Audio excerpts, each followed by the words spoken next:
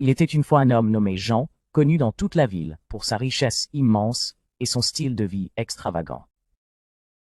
Héritier d'une fortune familiale, Jean vivait dans un manoir somptueux, entouré de jardins luxuriants et de serviteurs dévoués. Il possédait des voitures de luxe, des œuvres d'art inestimables, et voyageait aux quatre coins du monde. Cependant, Jean était aussi connu pour son insouciance. Convaincu que sa fortune était inépuisable, il dépensait sans compter, organisant des fêtes somptueuses et investissant dans des projets risqués, sans vraiment fier. Intéressé, il croyait que sa richesse était éternelle, un héritage que rien ne pourrait entamer. Mais un jour, les choses commencèrent à changer. Une série d'investissements mal avisés, combinés à une gestion imprudente de ses affaires, commença à éroder sa fortune.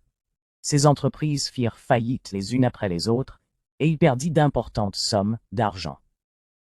Les amis qui le suivaient pour son opulence commencèrent à s'éloigner, cherchant de nouvelles alliances plus avantageuses. Au fil du temps, Jean fut contraint de vendre ses biens les uns après les autres. Le manoir, les voitures, les œuvres d'art, tout ce qui faisait autrefois sa fierté disparut peu à peu. Bientôt, il ne lui resta plus rien de sa grandeur passée.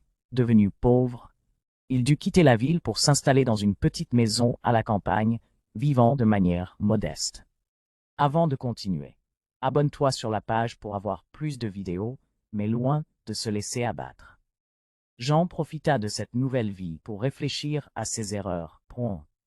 Il se rendit compte qu'il avait gaspillé sa vie dans la poursuite de plaisirs éphémères et qu'il n'avait jamais vraiment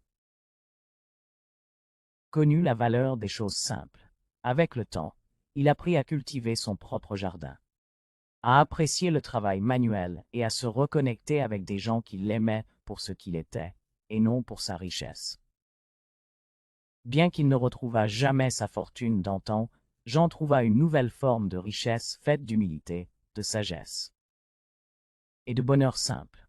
Il comprit enfin que la véritable richesse ne résidait pas dans l'argent ou les possessions, mais dans la paix intérieure et les relations sincères qu'il avait su tisser. Si cette vidéo t'a intéressé, abonne-toi pour me dire merci.